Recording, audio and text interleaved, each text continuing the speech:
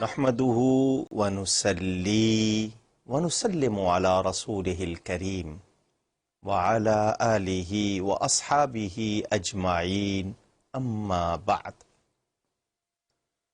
أعوذ بالله من الشيطان الرجيم بسم الله الرحمن الرحيم ناظرین و سامعین السلام علیکم ورحمۃ اللہ وبرکاتہ۔ خلق عظیم رسول کریم رؤوف الرحیم صلی اللہ علیہ وآلہ وسلم کی پیاری پیاری باتیں، ان کا ذکر بھی ہو رہا ہے اور مجھے اور آپ کو سیکھنے سمجھنے کو بہت کچھ مل بھی رہا ہے۔ اللہ تعالی عمل کی توفیق دے۔ انسان پر کچھ چیزیں لازمی ہوتی ہیں، صلۂ رحمی، رحم پیٹ کو بھی کہتے ہیں، یعنی جن سے قرابت ہے، کلوز ریلیٹیوز، بہت قریبی رشتہ دار، بہن بھائی جو بہت زیادہ اور کلوز ہوتے ہیں۔ ہمارا کیا حال ہے؟ ہم کیا کرتے ہیں اور تعلیم کیا ہے؟ صحابہ کرام رضوان اللہ تعالی علیہم اجمعین فرماتے ہیں، ہم نبی پاک صلی اللہ علیہ وآلہ وسلم کے ساتھ بیٹھے ہوئے تھے، ایک خاتون تشریف لائیں۔ صحابہ بڑے ادب والے تھے، کوئی خاتون آتی تھی ہٹ جاتے تھے تاکہ وہ آسانی سے بات کر سکے۔ یہ نہیں ہے کہ تانک جھانک شروع کر دی اور زیادہ، جو آج کل ہمارا حال ہے۔ حضور صلی اللہ علیہ وسلم نے اس خاتون کو دیکھا تو اٹھ کر کھڑے ہو گئے اور اپنے مبارک کاندھوں پر، شانوں پر جو چادر اوڑی ہوئی تھی وہ اتار کر اس خاتون کے لیے بچھا دی۔ کتنی عزت دی جا رہی ہے۔ وہ خاتون حضور صلی اللہ علیہ وسلم کے پاس بیٹھی، پھر حضور نے ان کا ہاتھ پکڑا، اپنے گھر میں لے گئے۔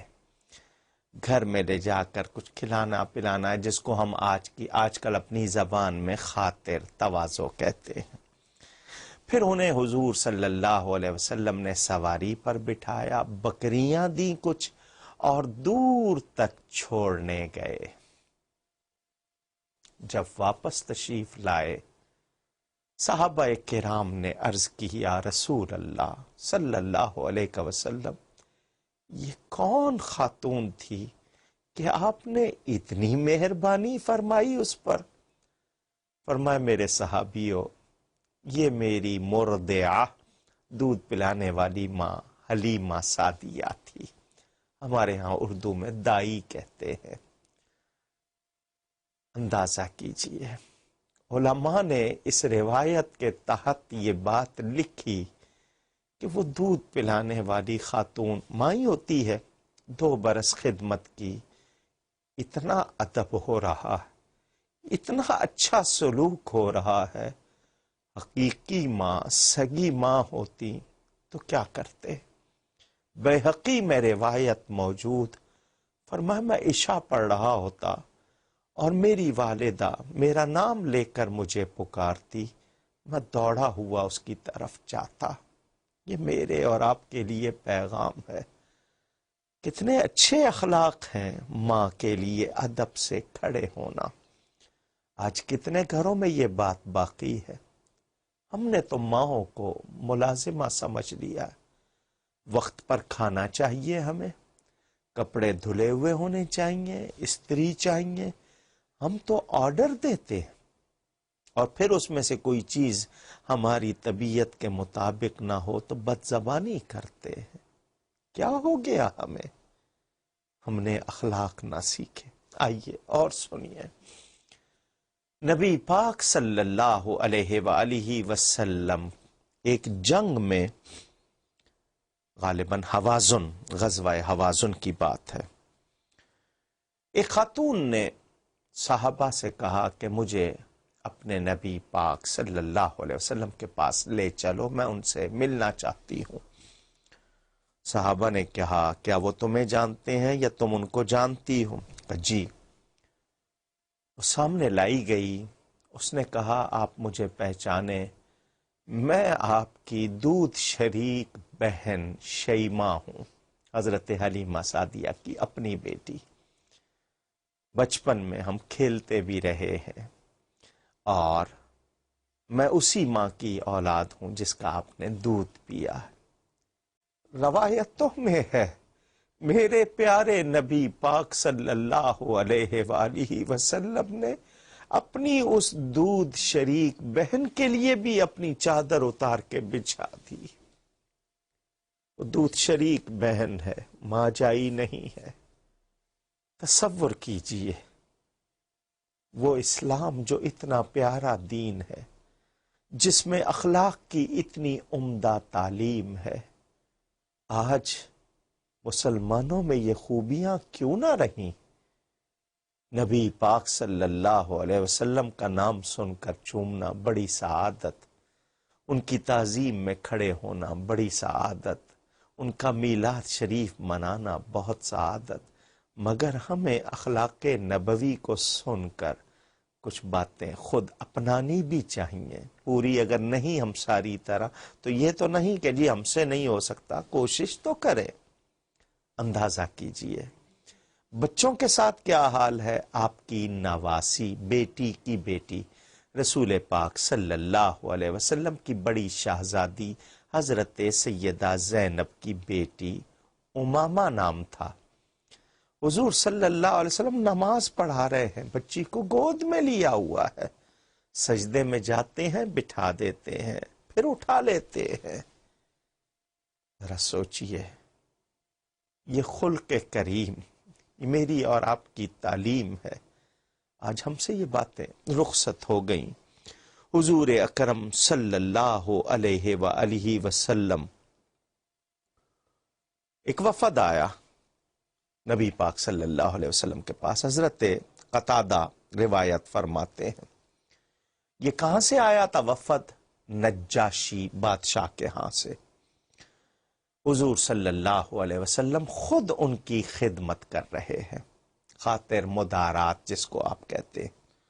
صحابہ کرام نے عرض کی یا رسول اللہ، ہم غلام حاضر ہیں، ہم ان کی خدمت کرنے میں کوئی کسر نہیں اٹھا رکھیں گے.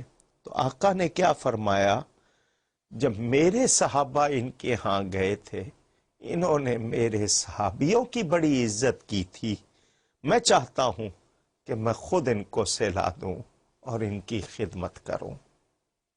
کیا پیغام ہے اس روایت میں، ذرا سوچئے گا. وہ خلق عظیم کے پیکر مجھے اور آپ کو کیا بتا رہے ہیں؟ آج ہم صرف کسی لالچ کے لیے، کسی مقصد کے لیے تو شاید کسی سے حسن سلوک تھوڑی دیر کے لیے کر لیتے ہیں، مگر ہمارے مزاج میں یہ چیز نہیں ہے. ماں باپ کے لیے، بہن بھائیوں کے لیے ہمارے پاس یہ باتیں نہ رہیں. ابو طفیل کہتے ہیں کہ میں نے ایک روز دیکھا، حالانکہ میں بہت کم سن تھا، یعنی بچہ تھا، حضور صلی اللہ علیہ وسلم نے ایک خاتون کے لیے چادر بچھا دی اور فرمایا کہ اس پر تشریف رکھیں. میں نے لوگوں سے پوچھا یہ کون خاتون ہے کہ حضور صلی اللہ علیہ وسلم نے اپنی مبارک چادر اس خاتون کے لیے بچھا دی ہے. تو بتانے والوں نے بتایا کہ اس عورت کا نام سویبہ ہے. یہ وہ خاتون ہے جس نے نبی پاک صلی اللہ علیہ وسلم کو سب سے پہلے دودھ پلایا. یہ ابو لہب کی خادمہ تھی، انہوں نے ہی اس کو خوشخبری سنائی تھی، تو اس نے ان سے خوشخبری سن کر انگلی کے اشارے سے اسے آزاد کیا. بخاری شریف میں ہے. تو ابو لہب کا مرنے کے بعد اسی انگلی سے، کیونکہ میلاد مصطفیٰ کی خوشی منائی تھی، انگلی کا اشارہ کر کے لونڈی کو آزاد کیا تھا، اس انگلی سے ہر پیر کو چشمہ جاری ہوتا ہے. آج بھی ہر پیر کو اس کے عذاب میں کمی کی جاتی ہے.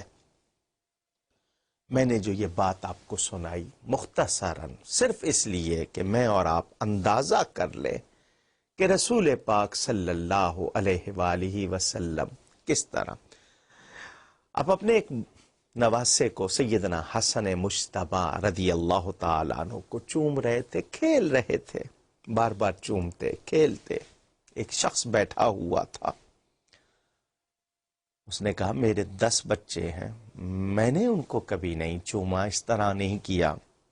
فرمایا اگر اللہ نے تیرے دل میں رحم نہیں ڈالا تو یہ تیری کمی ہے، مجھے تو بچے بہت پیارے لگتے ہیں. تعلیم دیکھیں، بچوں سے کھیلنا. آج ہوتا ہے کہ ہم اگر کوئی عہدہ منصب والے ہو گئے ہیں تو ہم شاید اس بات کو بہت زیادہ محسوس کرتے ہیں کہ ہمیں بالکل بھی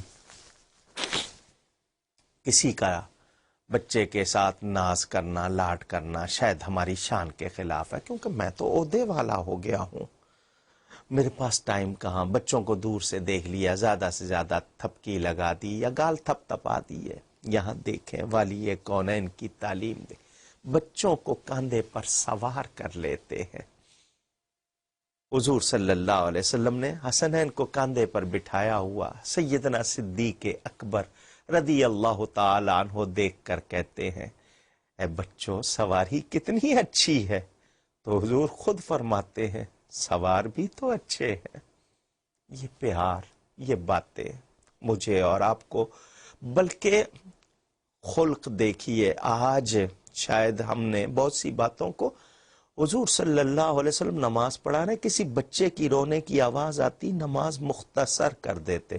مختصر سے یہ مطلب نہیں کہ رکوع سجدہ کم کر دیتے، دورانیہ ان کی ڈیوریشن کم. فرماتے بچہ رویا ہے، ماں سے برداشت نہیں ہو رہا ہوگا، میں اس لیے نماز کو مختصر کر دیتا ہوں. کیا اس دین کے بارے میں سوچا جا سکتا ہے کہ اس دین میں کسی کے ساتھ زیادتی کی اجازت ہوگی؟ اس دین کا حکم تو یہ ہے کہ کسی قوم کی دشمنی بھی تمہیں اس کے خلاف جھوٹ بولنے پر نہ اکسائے، جھوٹی گواہی نہ دو. یہ دین اسلام میں تو خوبیاں ہی خوبیاں ہیں. اور رسول کریم صلی اللہ علیہ وآلہ وسلم بچوں کے ساتھ، بوڑھوں کے ساتھ کسی کا سامان اٹھوا دیتے ہیں، کسی کے ساتھ کیسا پیار کرتے ہیں. اس حوالے سے میں اگر تفصیل سناؤں آپ کو تو اتنے واقعات ہیں کہ آپ حیران رہ جائیں گے. ایک واقعہ مختصراً بھی اس وقت شاید نہ سنا پاؤں، لیکن اس کو سن کر اگلی نشست میں سناؤں گا. اندازہ کیجئے گا کہ والی دو جہاں ہیں، محبوب رب العالمین ہے، مجھے اور آپ کو نمونہ مل رہا ہے ان کی ذات میں. اگر اب بھی ہم کوتاہی کرتے ہیں تو اس کا مطلب کہ ہمارے اندر شیطان نے ڈیرے جما لیے ہیں. اچھائی قبول کرنے کی صلاحیت ہم خود کھو رہے ہیں. ورنہ جس طرح اپنی زندگی اور دوسری چیزوں کو کامیاب بنانے کے لیے ہم محنت کرتے ہیں، ہم یہ خوبیاں بھی لے آئیں، ہمارا معاشرہ پھر بلاؤں سے بچ سکتا ہے، وباؤں سے بچ سکتا ہے. گفتگو میں کہیں کوئی غلطی ہوئی ہو، اللہ تعالیٰ کی بارگاہ میں توبہ کرتا ہوں. آئندہ نشست